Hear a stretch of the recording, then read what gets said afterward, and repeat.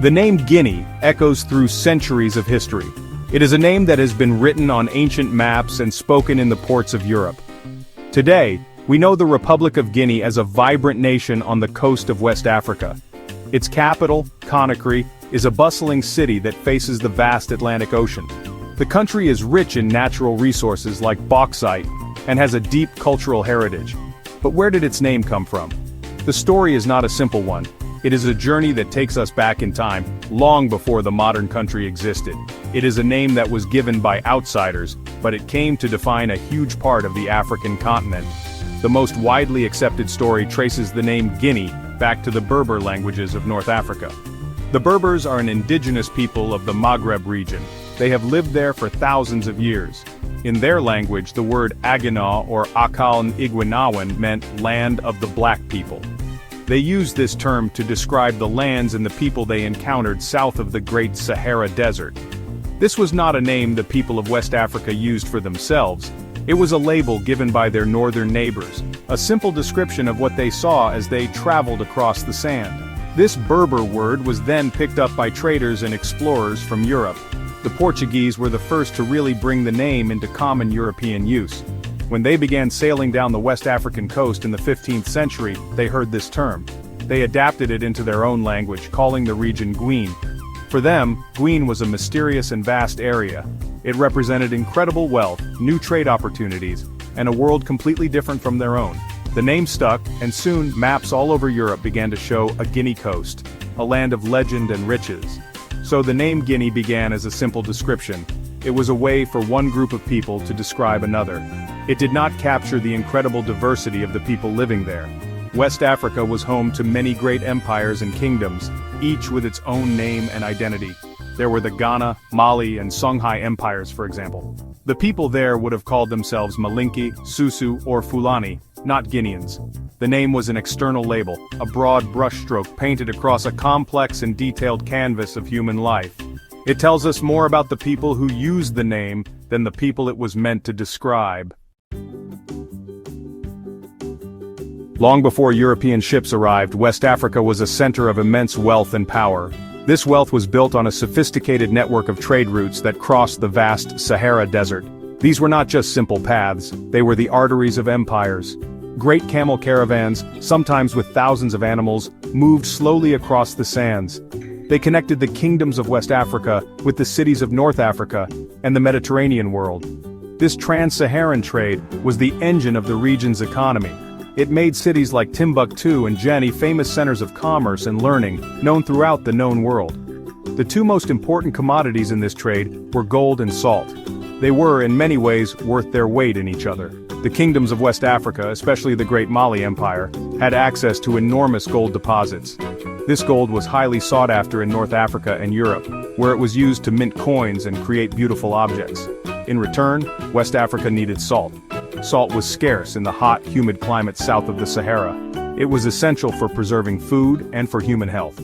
Salt was mined in the desert, in places like Tagaza, and brought south on the caravans. This trade created a powerful economic bond between two very different regions. But it was not just gold and salt that were traded. The caravans also carried other valuable goods. Ivory, cola nuts, and sadly, enslaved people were transported north across the desert. In the other direction came textiles, beads, horses, and manufactured goods. This exchange of goods also led to an exchange of ideas, culture, and religion. Islam spread along these trade routes brought by Arab and Berber merchants. Great mosques and universities were built in West African cities, making them centers of Islamic scholarship. This period saw the rise of powerful leaders like Mansa Musa, the Emperor of Mali, whose incredible wealth from the gold trade became legendary. The trans-Saharan trade routes defined the region that would later be called Guinea. It was this existing network of wealth and commerce that first attracted European interest. The stories of African gold carried north across the desert were whispered in the ports of Portugal and Spain. The Europeans wanted to bypass the North African middlemen. They wanted to find the source of the gold for themselves. This desire to tap directly into West Africa's riches is what would eventually lead them to sail down the coast, changing the course of history for the people living in the land of the black people. The 15th century was an age of exploration for Portugal. Driven by a desire for gold, spices, and new trade routes, Portuguese sailors began to push the boundaries of the known world. Under the sponsorship of Prince Henry the Navigator, they developed new ships like the Caravel that could handle the difficult Atlantic waters. They slowly but surely made their way down the western coast of Africa. This was a place that European maps had previously shown as empty or filled with monsters. The Portuguese were charting the unknown, and with each voyage they moved further south, getting closer to the source of the region's famed wealth. When these Portuguese explorers reached the lands south of the Senegal River, they adopted the Berber term for the region. They called it Guinea. This name appeared on their charts and in their reports back to the king. For them, Guinea became a catch-all term for the entire stretch of coast and its interior. In 1482, they built a fortress, El Mina Castle, in what is now Ghana. This was a major step. It established a permanent European presence in West Africa. The castle was built to protect their trade interests, primarily in gold. From bases like this, they could trade directly with the local African kingdoms. The Portuguese arrival marked a dramatic shift in the region's trade dynamics. While the trans-Saharan routes continued to operate, a new and powerful force had appeared on the coast. The sea routes offered a more direct and efficient way to transport goods to and from Europe. At first, the trade was focused on gold, ivory, and pepper. The Portuguese traded these goods for European products like cloth, metalware, and firearms. This new coastal trade began to pull economic power away from the interior empires and toward the coastal communities who were dealing directly with the Europeans. It was the beginning of a major change in West African society. However, the nature of this trade would soon take a dark and tragic turn. As European powers began to establish colonies in the Americas, they needed a massive labor force to work on their sugar, tobacco, and cotton plantations. The Portuguese, followed by the British, French, and Dutch, turned to West Africa to supply this labor through the transatlantic slave trade. The Guinea coast became infamous as a major source of enslaved people. Forts like El Mina Castle were transformed into holding pens for human cargo. The name Guinea, once associated with gold, became tragically linked with the brutal and dehumanizing slave trade for the next 4 centuries. The scramble for Africa in the late 19th century saw European powers carve up the continent among themselves. The region that is now the Republic of Guinea fell under French control. By the 1890s, France had established it as the colony of French Guinea, or Guinée Française. It was administered as part of the larger Federation of French West Africa. The French colonial system was one of direct rule. They imposed their language, their laws, and their economic policies on the people. The main goal was to extract resources for the benefit of France. The colony was developed to produce agricultural goods like coffee, bananas, and palm oil for export. Life under French rule was difficult for many Guineans. They were forced to work on colonial projects and pay taxes to the French administration. Traditional leaders lost their power, and a new French-educated elite began to emerge. However, this period also saw the seeds of resistance and nationalism being sown. Throughout the first half of the 20th century, a growing sense of a shared Guinean identity began to form in opposition to colonial rule. Trade unions and political movements started to demand more rights and eventually complete independence. A charismatic and powerful leader named Ahmed Sékou Touré rose to prominence during this time. The turning point came in 1958. The French president, Charles de Gaulle, offered France's African colonies a choice. They could vote yes to join a new French community, which would grant them some autonomy but keep them tied to France. Or, they could vote no and receive immediate and complete independence.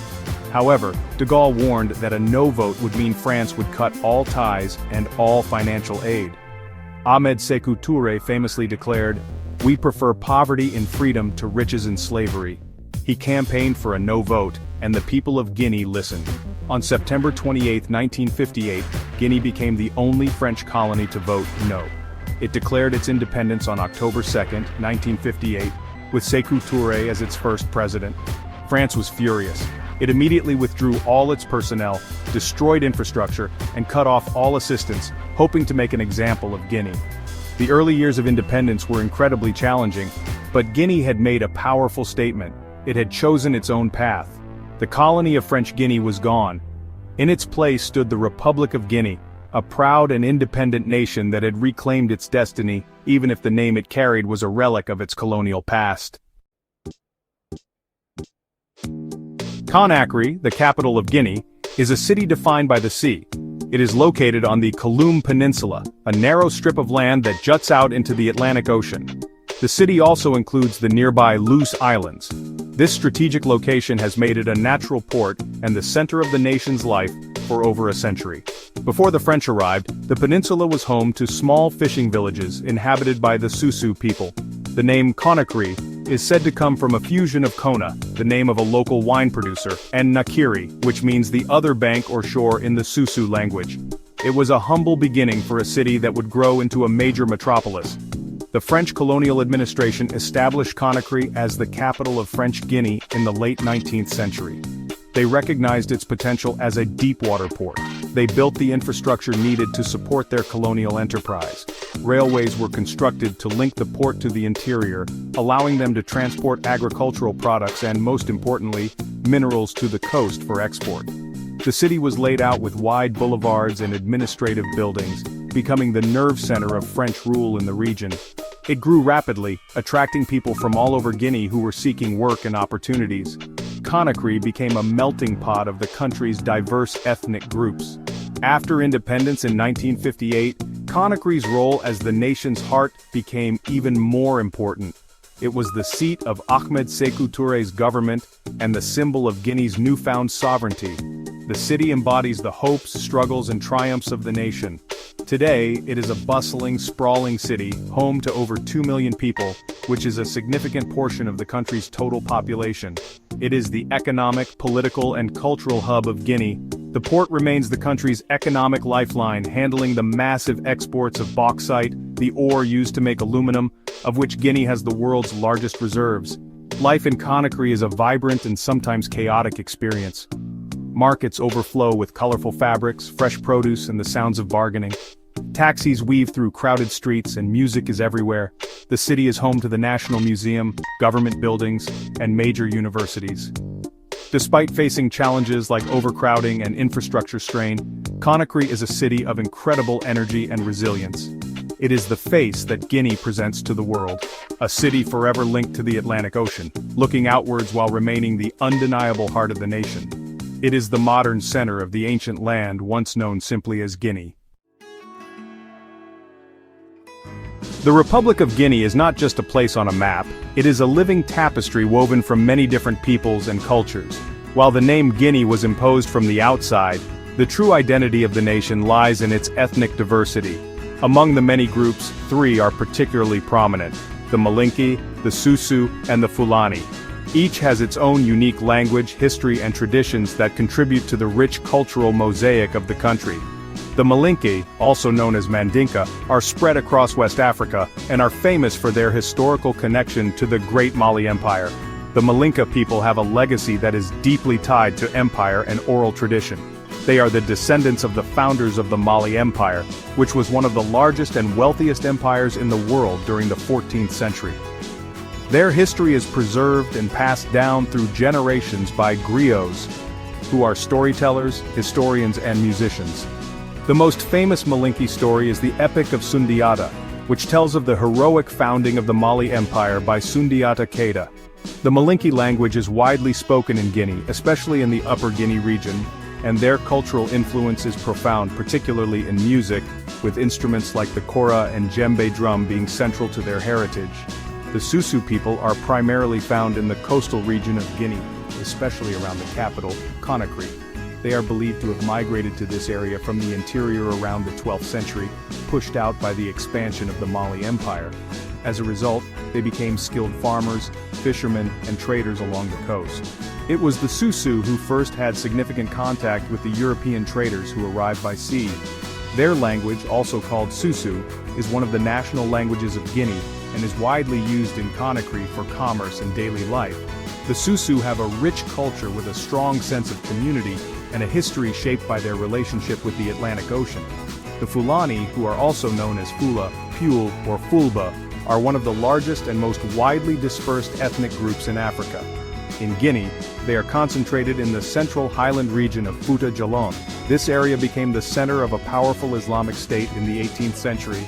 The Fulani are traditionally pastoralists, known for their large herds of cattle, and their lives have historically revolved around their livestock. They have a strong Islamic identity and a proud history of scholarship and leadership. Their language, Pular, is widely spoken in the Fouta Djallon, and their influence is felt throughout Guinean politics and society, contributing to the nation's complex and layered identity. The name Guinea does not belong to just one country. On a modern map of Africa, you'll find 3 nations that bear this historic name: the Republic of Guinea, Guinea-Bissau, and Equatorial Guinea. This can be confusing, but it tells a story about the region's colonial past. The name was used by Europeans to refer to a vast stretch of the West African coast. As different European powers established colonies in this area, they each created their own Guinea. The borders of these colonies were often drawn without any regard for the existing ethnic or cultural landscapes, leading to the divided legacy we see today. The Republic of Guinea, formerly French Guinea, is the largest of the 3. Its story, as we have seen, is one of French colonial rule and a bold declaration of independence in 1958. Its neighbor, Guinea-Bissau, has a different colonial history. It was colonized by Portugal. The Portuguese were the first Europeans to explore the area, and they maintained trading posts there for centuries. To distinguish it from the French colony next door, it was often called Portuguese Guinea. The country fought a long and difficult war for independence, which it finally achieved in 1974. After independence, it added the name of its capital, Bissau, to its official title to help differentiate it from the Republic of Guinea. Equatorial Guinea is the most unique of the 3. It is the only one where Spanish is the official language. Its territory is also split, consisting of a mainland portion called Rio Muni, which is located between Cameroon and Gabon, and several islands in the Atlantic, including Bioko. The Spanish name is Guinea Equatorial, which translates to Equatorial Guinea. This name was chosen because the country's territory lies close to the equator. It was a Spanish colony until it gained independence in 1968, so while it shares the historical name Guinea, its specific colonial master and geographical location set it apart from its French and Portuguese-speaking namesakes. The name Guinea, therefore, is a powerful reminder of both a pre-colonial identity and a colonial legacy. The original Berber term, Land of the Black People, was a broad description of a huge and diverse region. The Europeans adopted this name and then divided the land among themselves, creating French Guinea, Portuguese Guinea, and Spanish Guinea. Today, these 3 independent nations carry the name as a link to their shared regional history. But their different colonial languages and separate paths to independence highlight the divisions that were created by outside forces. The name that once defined a vast coastline now represents a complex and fractured yet resilient part of West Africa.